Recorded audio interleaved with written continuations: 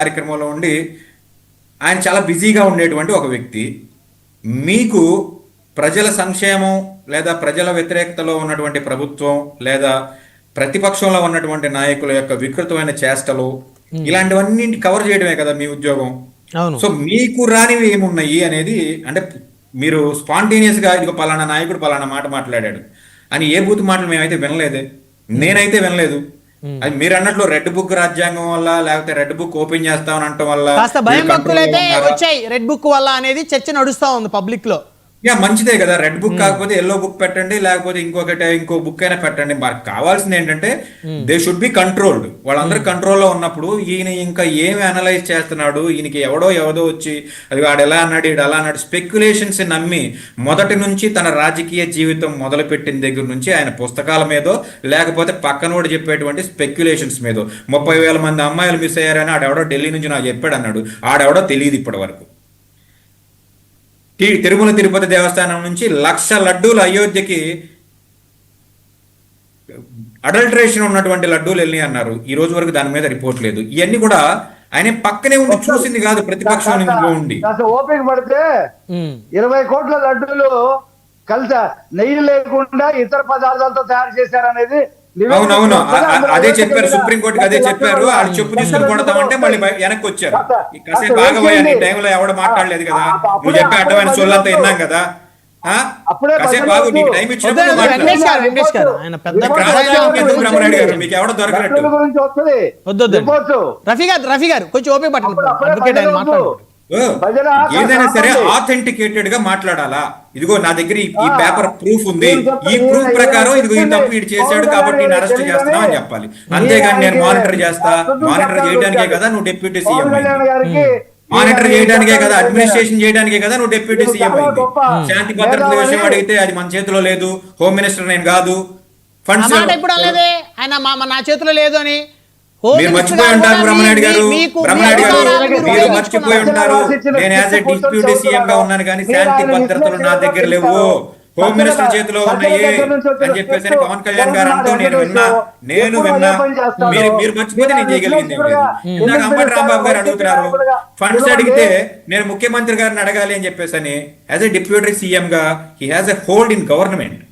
Funds అడిగినప్పుడు yes ప్రభుత్వం ఇబ్బందుల్లో ఉంది, లేదంటే నేను దీన్ని పరిశీలిస్తాను, దీని గురించి మాట్లాడతానని చెప్పేసి నేను చెప్పాలి. ఇప్పుడు నేను చెప్పిన మాట అబద్ధం అయి ఉండొచ్చు.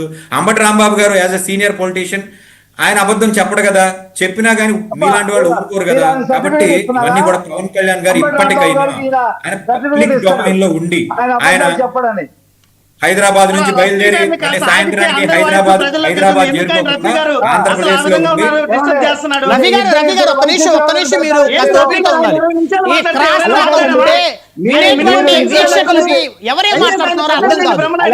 ఎవరైనా వచ్చి సబ్జెక్ట్ చెప్తే ఈ రఫీ గారు లాంటి వాళ్ళు ఏంటంటే ఇది ప్రజల్లోకి వెళ్తుందేమో, ఈ ప్రభుత్వానికి వ్యతిరేకంగా ఈ వాయిస్ ప్రజల్లోకి వెళ్తుందేమో అని చెప్పేసి ఇలాంటి నాన్ సెన్స్ వాగడంతో వాగటానికి ముందుకు వస్తాడు.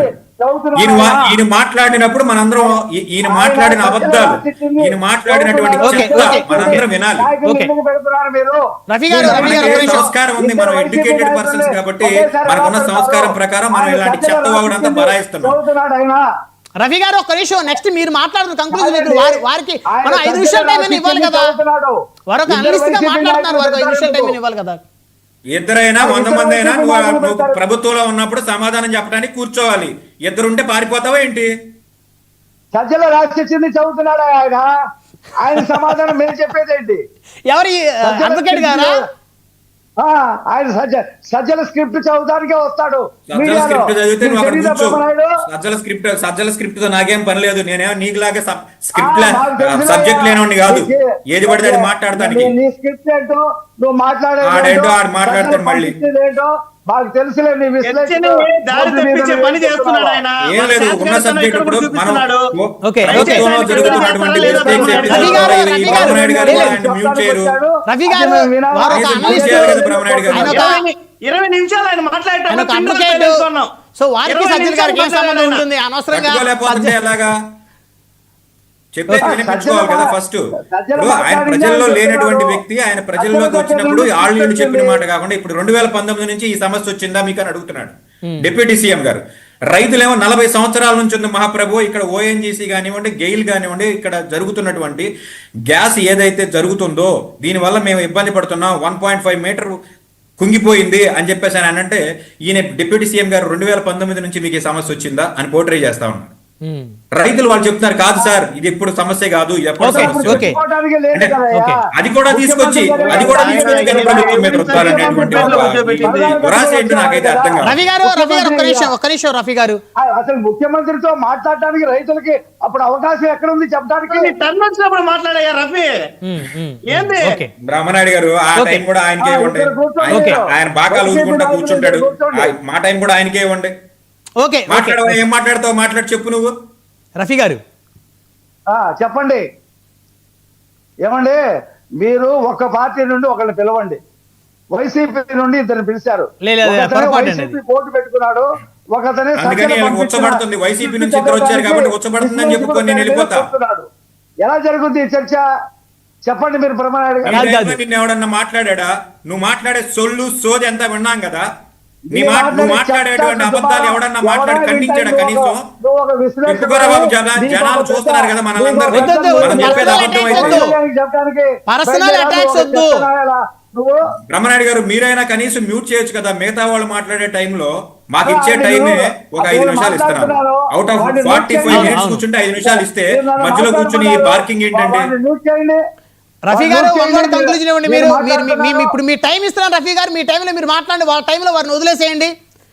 సో రైతుల పక్షాన మాజీ ముఖ్యమంత్రి ఉద్యమం ప్రారంభిస్తానంటున్నారు, రైతులని పట్టించుకోవట్లేదు ఈ ప్రభుత్వం అన్నారు. ఆయన పిలుపులు ఇచ్చినటువంటి ఉద్యమాలన్నీ కూడా తుస్సుమన్నాయి, ఏ ఒక్కటి జరగల.